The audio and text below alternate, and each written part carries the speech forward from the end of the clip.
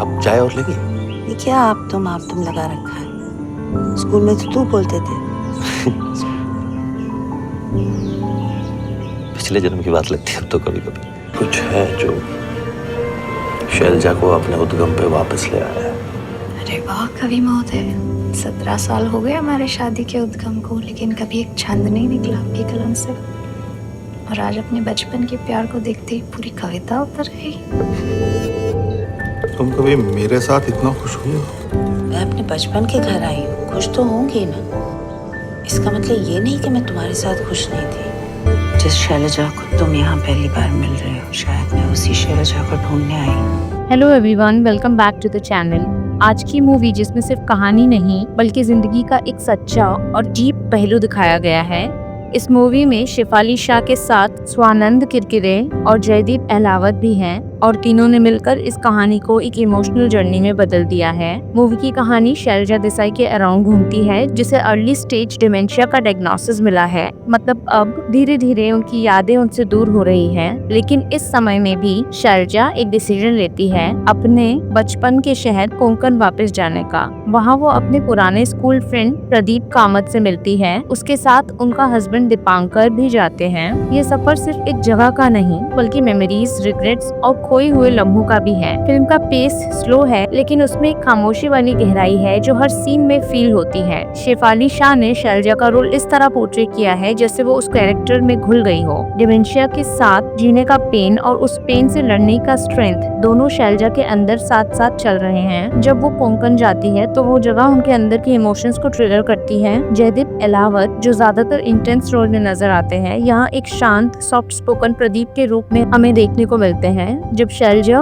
उनसे मिलती है तो दोनों के बीच एक मैच्योरिटी, एक म्यूचुअल रिस्पेक्ट और एक अनसेट पेन साफ दिखाई देता है। प्रदीप का कैरेक्टर एक रिफ्लेक्शन है उन सब चीजों का जो हो सकता था लेकिन हुआ नहीं। उनके शब्दों से ज्यादा उनकी खामोशी बोलती है। जयदीप ने इस रोल में मिनिमलिज्म का यूज किया है, कम शब्द लेकिन डीप इम्पैक्ट। स्वानंद किरकिरे ने दीपांकर का रोल पोर्ट्रे किया है, एक ऐसा हस्बैंड जो अपनी वाइफ के सपन में उसका हाथ छोड़ता नहीं, चाहे उसके मन में जेलेसी हो या कंफ्यूजन। दीपांकर शैलजा के साथ स्ट्रांगली खड़ा रहता है। ये रोल किसी और एक्टर के लिए शायद सिर्फ सपोर्ट सिस्टम का होता, लेकिन स्वानंद ने इसे एक डिग्निटी और डेप्थ दी है। उनका कैरेक्टर हमें दिखाता है कि प्यार सिर्फ पॉजिटिवनेस नहीं होता बल्कि फ्रीडम देने का नाम भी होता है। जब शैलजा प्रदीप से मिलने जाती है तो दीपांकर का रिएक्शन एक मैच्योर्ड अंडरस्टैंडिंग हस्बैंड का होता है। ना तो वो टोकता है ना ही शक करता है। इस फिल्म का सबसे बड़ा थीम है मेमोरीज। जब कोई अपनी मेमोरीज खो रहा होता है तो वो सिर्फ चीजें नहीं भूलता, वो अपनी पहचान, अपना वजूद भी धीरे धीरे खोना शुरू कर देता है। शैलजा के साथ भी यही हो रहा है। जब वो कोंकण पहुंचती है तो वो एक जगह नहीं अपने अंदर के भूले हुए हिस्सों में जा रही होती है। फिल्म में शैलजा का कैरेक्टर डिमेंशिया के शिकार लोगों के इमोशनल स्टेट को बहुत ऑनेस्टली रिप्रेजेंट करता है। वो कंफ्यूज होती है लेकिन हमेशा हेल्पलेस नहीं।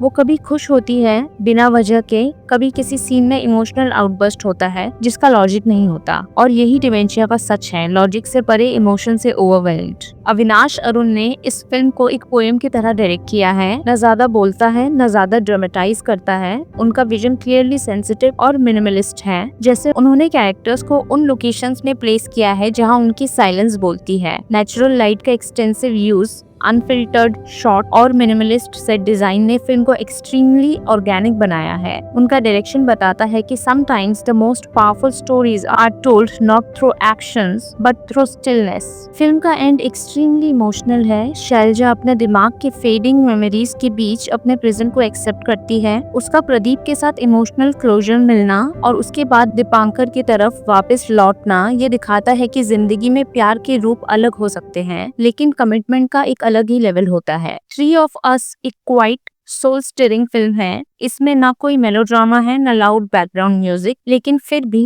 हर सीन, हर आंखों का एक्सप्रेशन, हर खामोशी कुछ कह जाती है। फिल्म में ये याद दिलाती है कि यादें सिर्फ हमारे साथ नहीं होती, वो उन लोगों के साथ भी होती है जिनके साथ हमने वो यादें जी थी। अविनाश अरुण का डायरेक्शन, शेफाली शाह का परफॉर्मेंस, जयदीप अहलावत की सिंप्लिसिटी और स्वानंद किरकिरे का पेशेंस मिलकर थ्री ऑफ अस को एक टाइमलेस और टचिंग एक्सपीरियंस बनाते हैं। इसी के साथ हम इस वीडियो को यही एंड करते हैं। Thank you so much for watching and giving your time. Like, share और सब्सक्राइब करके जाएं चैनल को और अपने फ्रेंड्स एंड फैमिली के साथ भी इस चैनल को शेयर करें। Thank you, have a nice day.